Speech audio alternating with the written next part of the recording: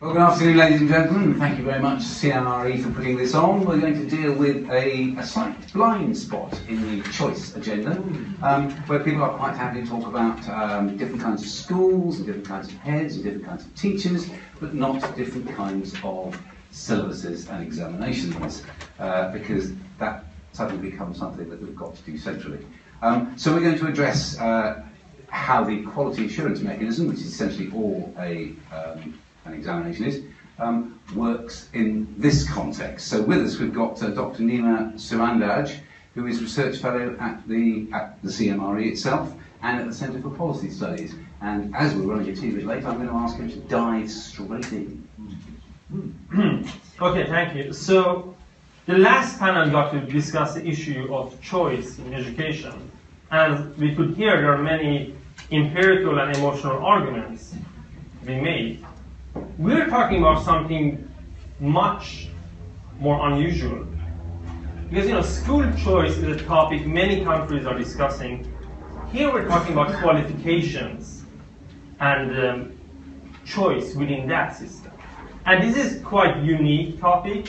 One reason is that this country is pretty unique in having competition widely in qualifications.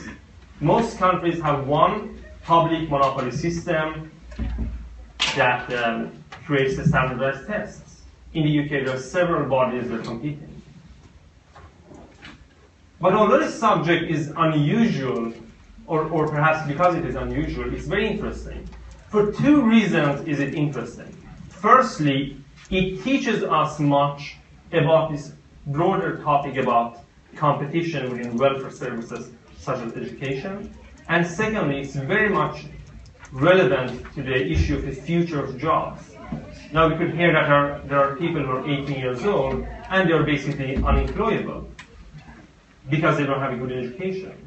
It's not only the quality of education, I'll come to that, but also the topics you learn, the content. Now, this is a very difficult question. Examinations board, should we have competition like the UK has, or should we not have competition like many other parts of the world? So what does competition theory tell us? Now I'm writing a study about this with Gabriel, and of course he and many others have written about competition in education.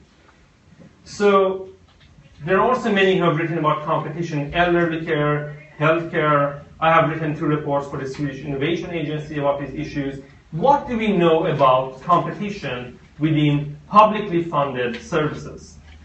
What do we know about profit motives? We can really summarize this broad research literature, this ideological debate, in a few words. Competition has its benefits. It allows for choice. It allows a student who is bullied in a school to change school, and so on. And some studies show that competition reduces costs and improves quality. Some other studies, and I'm only talking about the careful studies that actually look at the effects, right? Causation, not correlation. So not junk science, real science. Some studies show no, competition isn't producing anything good. It's not bad, but we don't see improvement. So either we get small improvements or nil.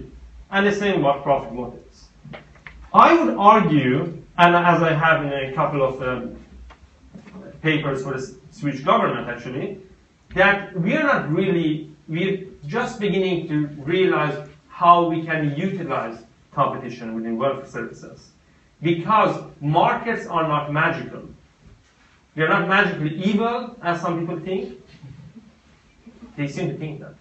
I listened to the last panel. And they're not magically, creating a wonderful society. Markets respond to incentives. And oftentimes, when we have, in education, we have competition, we're not allowing competition to do what it's supposed to do. Take Sweden as an example. Sure, we have competition in school, but what is the problem in schools? The problem is the low quality of teachers, the very, very, very, very bad education for teachers, and the curriculums. And the schools are not given the option of saying, okay, we'll have fewer teachers, but we'll pay them better. Maybe they should go to better education. No, they can't do that. They can't change the curriculum that much either. So in effect, the regulation, the system, isn't allowing competition to address what should be addressed. Now, if you look at the UK system in examination boards, will the competition, or is the competition creating a race to the top or a race to the bottom? From a scientific point of view, you can absolutely have a race to the bottom in welfare. There's a, theoretically at least, competition can be bad. Competition can be bad if your school chooses him because he looks like to come from a nice family. Not that you do, but I mean. Instead of Gabriel, who obviously comes from a worse family. You know, he's talking, he's the bad guy. So I mean, you can have that, you can have what we actually see in Sweden, partially that you say, no, I'll give you a computer to every pupil. So Sweden had a recent system of integrating immigrants by having, coaches. You're a coach to integrate an immigrant. Competition. Colossal failure. It was just corruption. They were doing exactly this. They were giving him laptops. So the government would give £20,000 to him, and he would spend £2,000 buying a laptop for an immigrant and nothing more. So, competition can be bad if it's not well thought out in these quasi-markets. Within the UK system, we're not seeing a race to the bottom. We could see that because one of the main issues in education is what happens if you have competition. So the schools might say, wait, we'll be lenient with grades. I mean, it's easier to be lenient with grades than to increase quality, right? And then we get more pupils. But then you have standardized tests. And the idea is the standardized tests will show, is that a really good student or is, the teacher just petting him? And then you say, but we'll have competition within these tests. Now you could imagine that the bodies that give this test say, for an A level, just reduce the level each year. So you get higher grades with our test, then more schools will choose our test, we will win the competition. We're not seeing that in the UK. But we're not seeing the opposite either. We're not seeing the race to the top. So competition is kind of working, but it's not creating, a situation where you say, I want to have a slightly more difficult test. Or I want to emphasize this subject a bit more, because the regulation doesn't allow it. There is competition without allowing a race to the top. And I think within many welfare services, we have exactly this. You allow for the competition, but then the government comes and regulates away the ability to actually innovate. I would like to say one more thing. I'm currently writing a book with a Swedish professor about the future of jobs. And this guy and some other American researchers, they claim that within 20 years, half of the jobs we have in modern economies will either change or disappear, because we're seeing a rapid wave of robotization, increased global competition. We're seeing intelligent computer systems that are, pushing out many traditional office jobs. And then we have a whole range of new jobs being created. For example, just one example, today we already have trucks and machinery that don't have drivers. Very soon we can have driverless cars, driverless trucks. So what happens with people who are driving, right? Many jobs are likely going to change. There's a big shift happening. And there's a huge increase in knowledge intensity, and there's a shift in what you're supposed to know in jobs. And many jobs are becoming vastly more specialized, like a doctor. This profession is becoming vastly more specialized. Now, the thing is this, when the labor market changes so rapidly, the knowledge you need to know is not only more than before, it is different. How should schools adapt? The typical system when you have a government-regulated, body, all of it just state plan, is we teach the same as we used to teach. Or maybe we, education system, we take some postmodern ideas, child focus, teach them nonsense.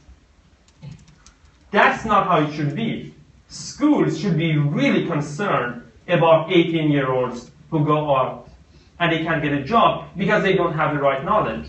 In today, because knowledge is becoming more important, and it has to be specialized knowledge for the jobs you want to have.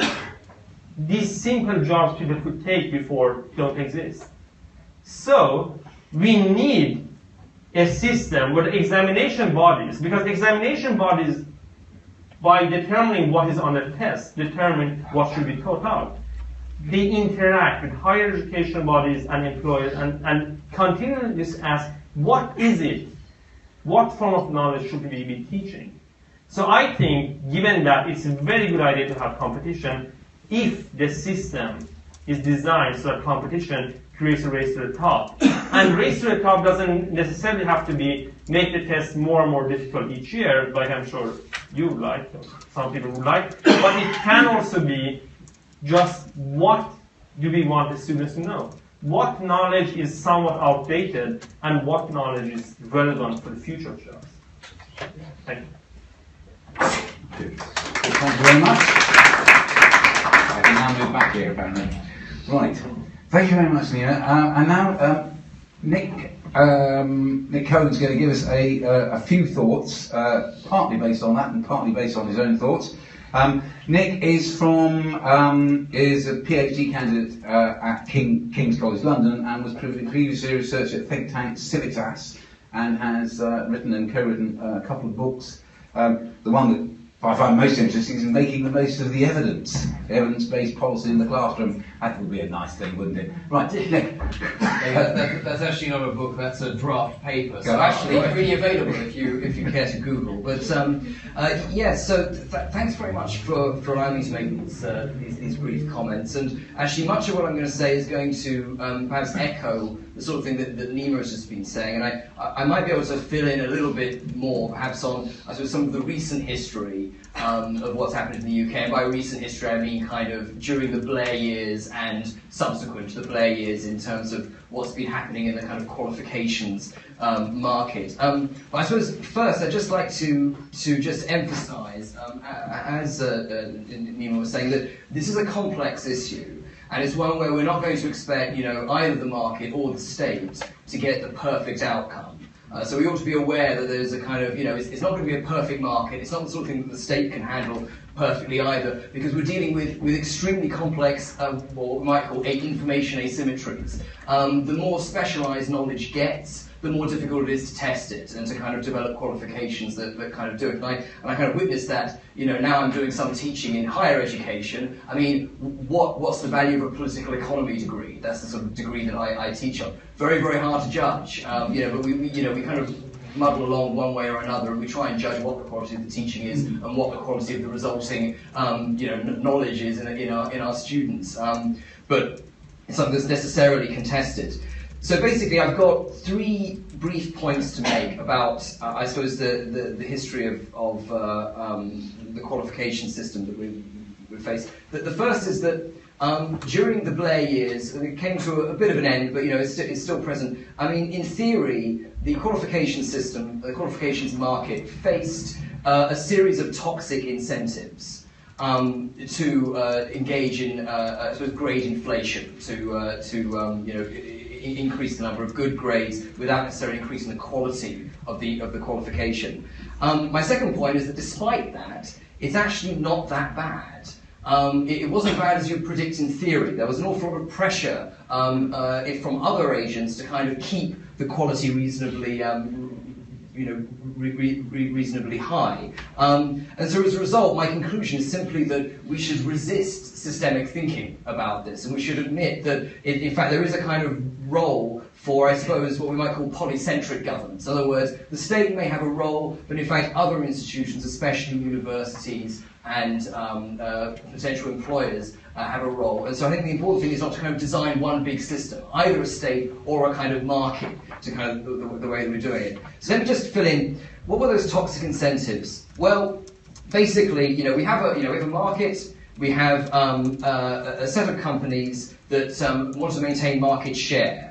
And at the same time, we have a selection of qualifications that were meant to judge students who are taking these qualifications are meant to be able to go out into the world and use these qualifications to get jobs or get into university. They're also meant to judge the schools. So in other words, it's an output for the schools in which it's going to be feed into their league tables. It's going to be how they're going to be judged.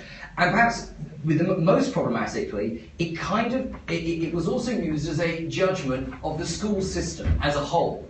In fact, for a while, and I'm not sure if it's still the case, it's certainly been made a little bit more complex. But at one time, I understand that basically grades were fed into the production targets of the Department for Education under its various guises, to the extent that civil servants actually had a collective interest insofar as it was possible to kind of increase the number of qualifications. It was like, literally like tins of baked beans coming out of the system. And so, given that kind of situation, what we saw, and what I kind of was sort of banging this drum for many years with a colleague at Civitas, Anastasia Duval, who I think we're going to hear from afterwards. We were saying, well, this is a major problem, and look, each year we can see that there's more grades. There's better and better grades, but it's not actually transferring into greater knowledge. You could use kind of comparable tests, especially those done by people at the University of Durham at the time. They were showing that this was not, this sort of mass inflation was not really, was not constituting actual improvements in education.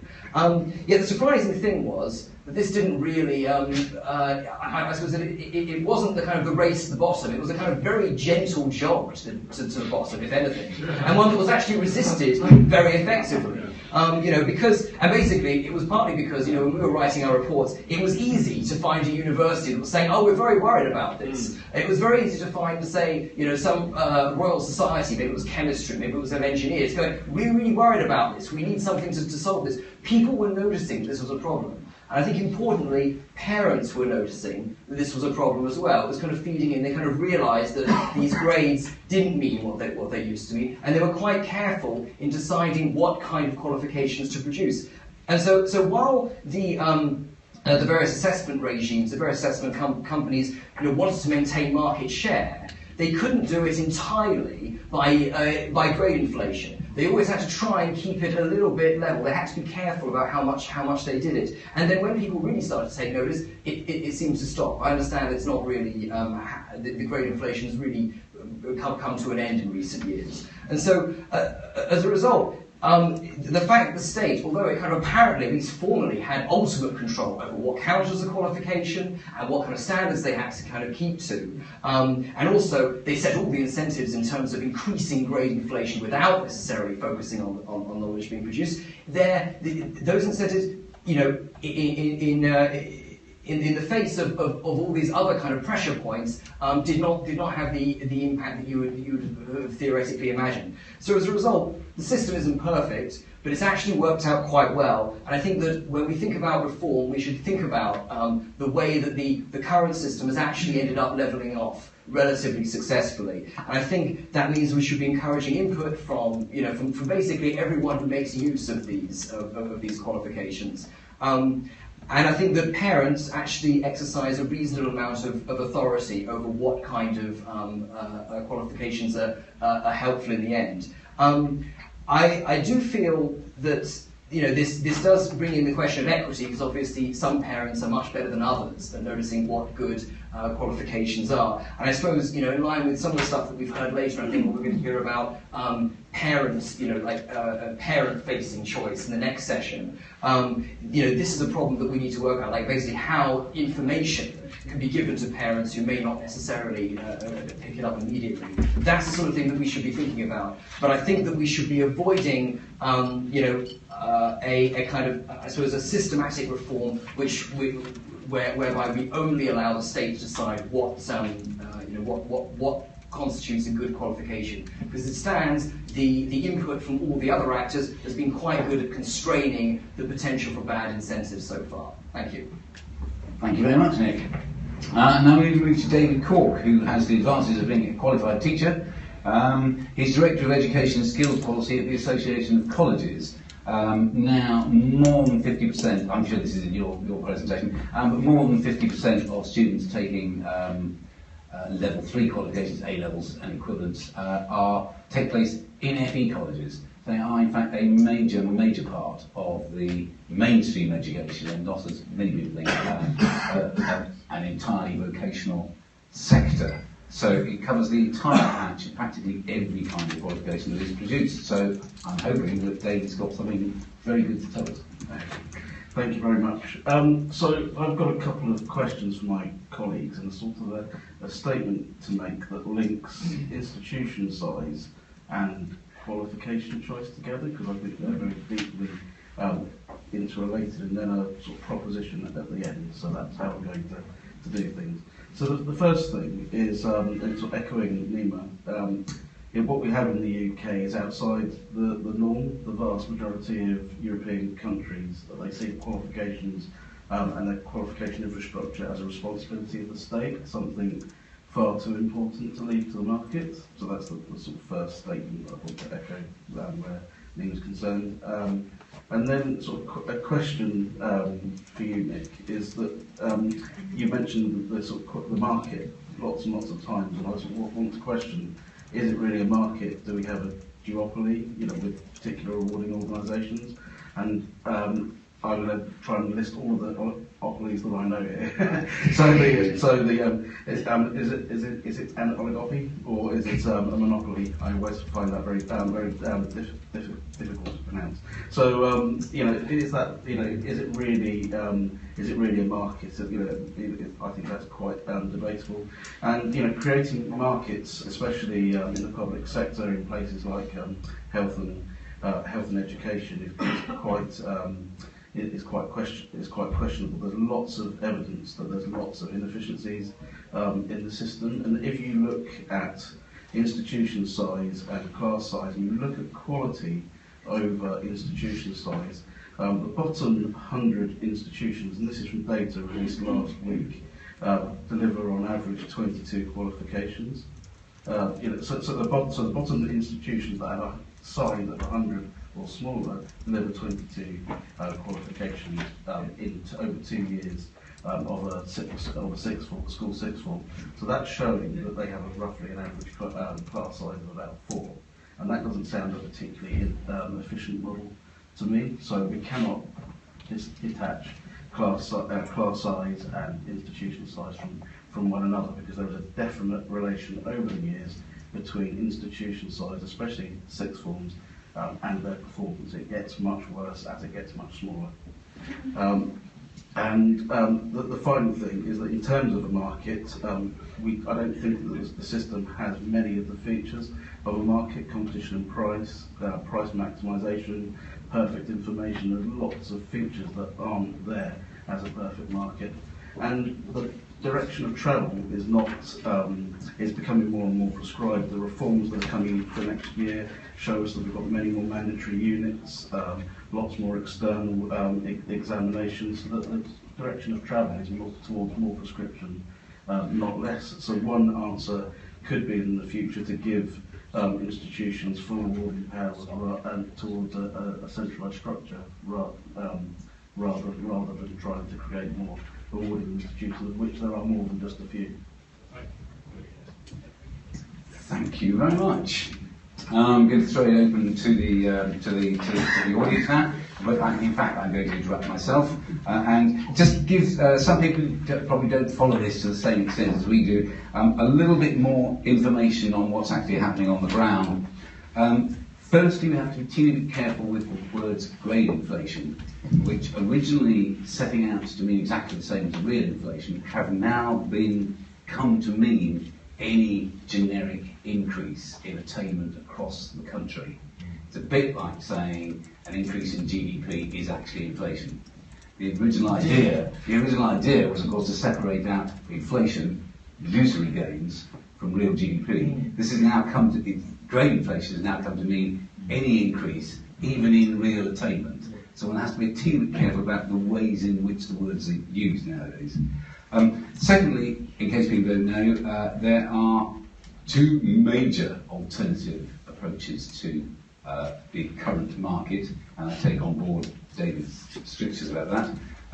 One of which is wholesale centralisation, which is quite an old-fashioned way of looking at things, but also some of you will have heard what is called in economics vertical integration, i.e. one board per subject. And that is that was a serious proposition put forward a few years ago. So when one's thinking about markets, there are different kinds of markets operating at different times. And the third point is, again, just for information, is that the market consists of one private organisation, one trust, and one university department, and this is in A-levels and GCSEs. There are 120 vocational awarding bodies, which are never the subject of anybody's interest, which is interesting in itself. And interestingly enough, once again, nobody mentions that both Northern Ireland and Wales have their own examination boards, which are never subject to any kind of centralised meddling, which is also interesting. And then finally, I think on the research side of things, I would mention that the state-run systems that we've looked at Cambridge Assessment almost invariably create spaces for innovation. In fact, one of our exam boards is used by quite a lot of state-run governments to supply innovative experiments in some schools over here, and once the state decides a lovely idea, then it adopts it centrally and then runs it out centrally. So most of the state-run organisations create innovative spaces for the purposes of bringing in, well, they don't have anybody internally, so they bring in outsiders to fill those spaces. So that's a sort of picture of the entire action as it's happening at the moment. So over to you, will you? Right. The lady at the front first, followed by the gentleman at the back. Oh, I think the microphone was close to the gentleman at the back, actually just over there. Yes. And if you could let people know who you are and where you're from. Good afternoon. My name is Dana Ross-Bawczyński. I'm the executive head of a school, and I'm also a CEO of a MAT, and I also sit on the off-call board, so have quite an interest here. However, my concern is why are we actually developing more and more tests and examinations, and for whom are they actually being developed? For instance, we know that in the United Kingdom, every child now has to stay on to the age of 18, either in some form of training or study. And yet we still perpetuate the idea that we have to sit GCSEs. Costs a tremendous amount of money. The children who are most disadvantaged will not catch up over 5 years of secondary school to actually fulfill their potential. So they are actually having a double whammy, because they will probably get a D grade when potentially they could get an A grade if they had more time to study and to catch up. So the question is, for whom is a GCSE, and why is public money being spent on GCSEs? Okay, and gentleman at the back.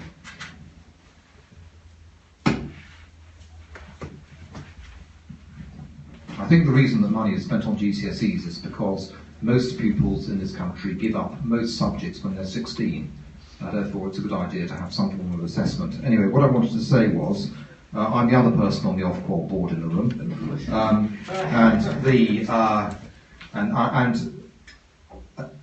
Nick, you talked about grade inflation levelling off as if this was a marvellous function of the market. The only reason that grade inflation has stopped is because Ofqual has stepped in 3 years ago, prompted by Gove. We decided to stop grade inflation. Before that, competition between the exam boards did result in dumbing down over many years. Slimmer syllabuses, easier questions, much more coursework, up to 60% in many GCSEs, multiple resits, generous marking, generous grading, and that is, I'm afraid, the consequence of market forces. But I think at the moment, with the involvement of Ofqual working with the exam boards to ensure, as the independent regulator, that grade inflation is brought to a halt, and that the standard of exam syllabuses and question papers between boards is brought into line, which is what the reform process is all about. That's what's happening right now. The system we're going to get from now onwards, coming in obviously over the next 3 years, is going to be hugely improved.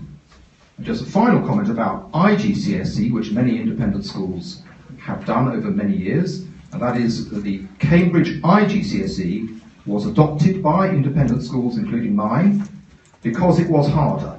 I don't actually think that there is a race to the top, but independent schools adopted the IGCSE because it's a much better preparation for A-level. And the current round of GCSE reforms are in large modelled on the characteristics of the IGCSE. Okay. Anybody want to pick up any of those?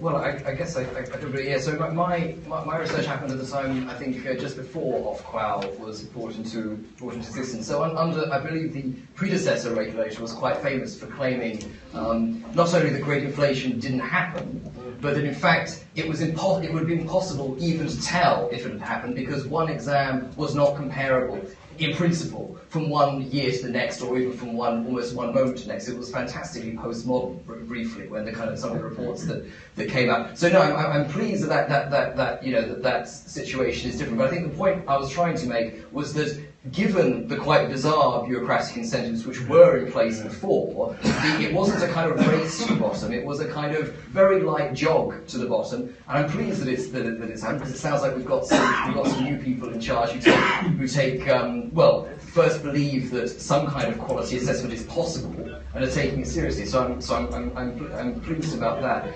But also, yes, on the point of examination, yes, we didn't talk about the number of qualifications or the number of exams students should be taking on this panel. Perhaps we should have, because I think ideally they should be a very small aspect of school life. It's the sort of thing where you should. It's the sort of thing where ideally you should just be taking the temperature of someone's quality of learning, and well, especially if you're trying to judge how a school system is functioning, should be the sort of thing which students should barely even notice. In fact, ideally, it's the sort of you don't want these kind of intrusive testing regimes which then become a part of the whole educational system. The sort of thing that just a kind of set of indicator lights that should be.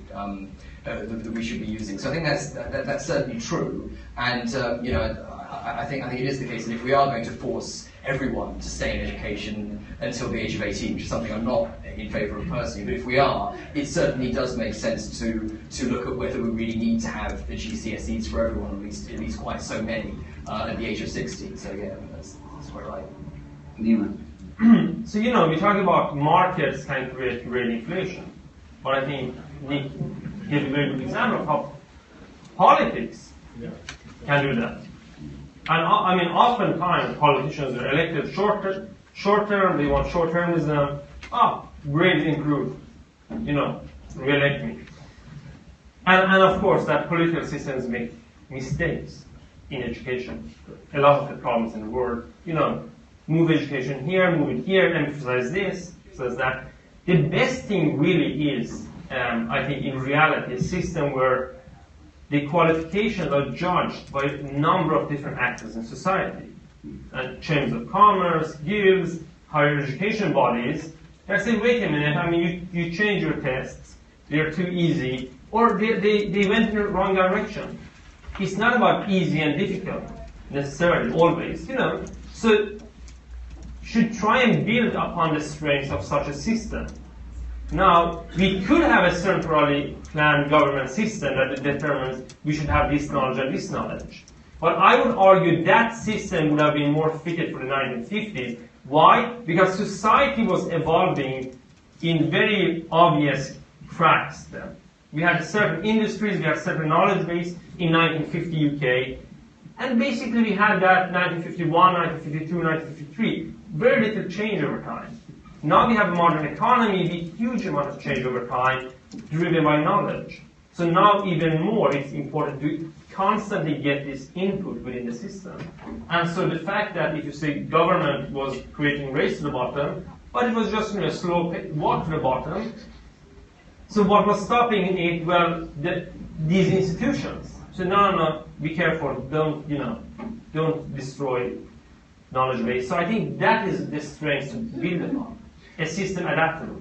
And that, may I answer that? Because that is one of the underlying reasons why the government has reformed A-levels in the way it has done. Essentially, the government has handed over the content of A-levels back to universities, almost exclusively universities, together with royal societies of one kind or another. And that's what you're talking about. You're handing the standard over to people who expect a level to come to them.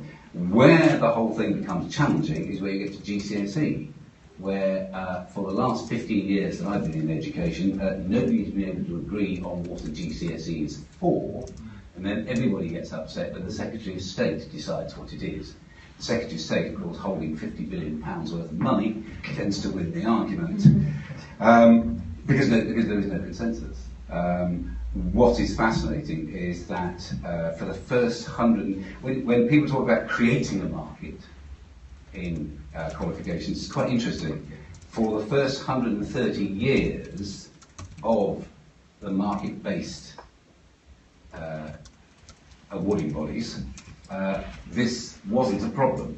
It's interesting that the first big input of the state in 1947, followed by 1988, every time the state does a big push on examinations, things start to go wrong. So I think you can actually date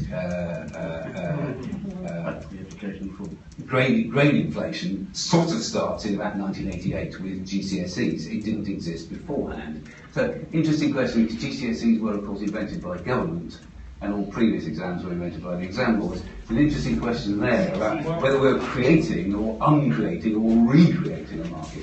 Yes, Gabriel. Yeah, I mean, you could even have grade inflation in the previous system because of norm reference or cohort reference. Now, we know that pretty much all criterion reference systems tend to lead to grade inflation. There's some exceptions such as the IB, which is an interesting, which does compete by quality. And we also highlight that there is no evidence for a race to the bottom, even a jog to the bottom, when it comes to standards. That's important to highlight. The little academic evidence there is suggests that there is no such thing in terms of competition driving it. There are other things increasing grade inflation, such as the political incentives you mentioned, such as the targeted terrors and all of those things that occurred during the same years. This is one of those big conflations we're talking about.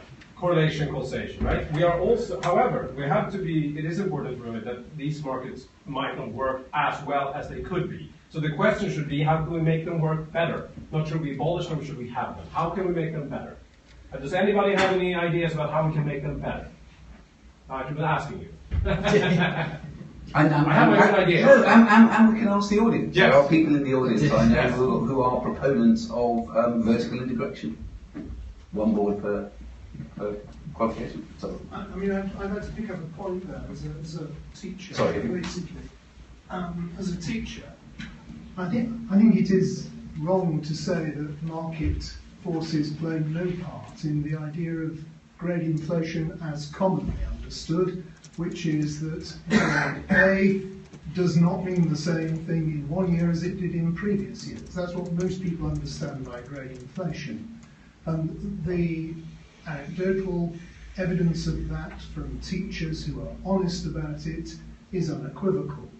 If I take an example of modern languages, which are still deemed to be among the more difficult subjects in terms of getting high grades, if you compare the quality of input required from the students, say 30 years ago, 40 years ago, compared with now, there is no point of comparison. I know that because I've looked at the exams.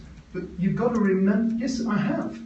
Yes, but what does that to do with the competition? Or I'm coming to it. So I'm sorry, I was getting on a bit. But what is the evidence? No, Gabriel, let the man finish. The point is that as a school, which is driven by market-led expectations of performance levels, particularly, well, actually, perhaps not particularly in the state system. I would imagine that's probably true of independent schools as well. I've taught in some. They are going sometimes to choose boards which they feel are going to give them a better look. And those boards are businesses. I don't know enough about the history of it, but it used to be the case that the AQA was the Joint Matriculation Board.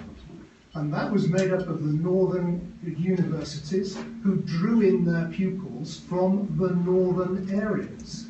And it was very, very rare for people to be submitted in those areas. For example, to the London board or to the Welsh board or the Southern board. That has all changed, and it has become an open market. And people do play the system in terms of what they think they can get out of it in relation to the results involved. So I'm not saying it's the only factor, but it is undoubtedly a factor, I think, that has helped to produce this undesirable situation of great inflation. And just one final point. The speaker at the back made a very valid point, I think, when he said about international GCSE being introduced by the school that he taught at, or which he was head of, because they considered it to be a better qualification. In the same way, schools have chosen to do the international baccalaureate, and some actually high-achieving academic schools exclusively, and disregarding A-levels. The point being there, that had it been the parents or the pupils who were choosing, they wouldn't have chosen the more challenging exam. They would have chosen the easiest option in terms of getting the top grades.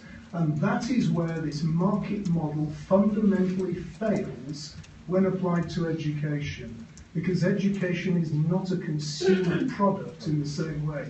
We should be in the business of educating people for their contributions. I'm going to ask Nima to introduce, although I would say you cannot actually say what you've just said in one sentence. You can't say the market model has failed whilst claiming that IB and IGCSE have had a positive impact, because that's a market-led system. People have chosen those because there are alternative providers in the market. I take your point. No, sorry. But I think producers who chose them, not the customers. It was the producers who chose those. That's a crucial distinction. Yes, good point. I want to make a point about this grade inflation debate. In Sweden, you have huge grade inflation, catastrophic ones, in that you have the same test result that would give you would be a very low level. Now is fantastic.